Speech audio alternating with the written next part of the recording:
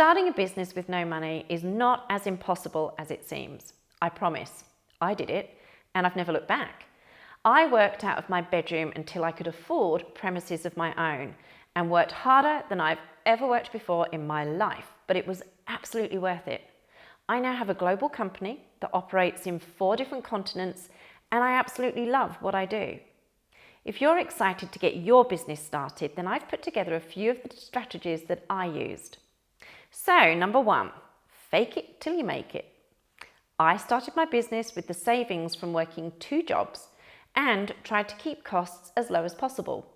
I built my website myself and met clients out and about so that they would not know that I was building a business from my bedroom. Create the illusion. If you can't afford to hire a team, which, let's face it, none of us can when we're just starting out, then you need to get creative. When I first started my wedding business, I had an imaginary accounts person and an imaginary receptionist. Each one had a name, and it just allowed me to create the illusion that I was bigger than what I actually was. It also allowed me to get out of talking to people chasing me for money when I didn't want to talk to them. But enough of that. Number 2 is you need to be your own bank manager.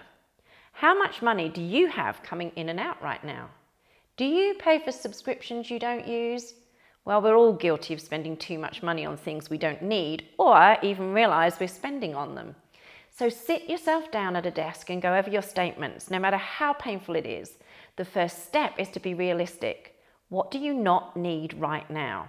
Cancel some subscriptions, use a daily budget app, and keep extra money in your bank. The biggest pitfall is the fact that if you have money, you will spend it. It's a mindset, we're all guilty of it, so it's time to snap out of it.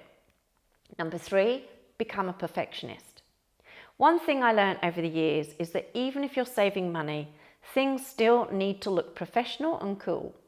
The one thing I would change from the beginning is how my business looked online. Every single element of your business needs to be planned out.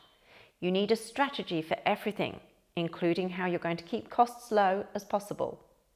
If you need to borrow, do it sensibly. Sometimes you do need to borrow money to fund your business, but not to buy new shoes. An emergency credit card is fine, but one thing successful people will agree on is not to borrow unless absolutely necessary.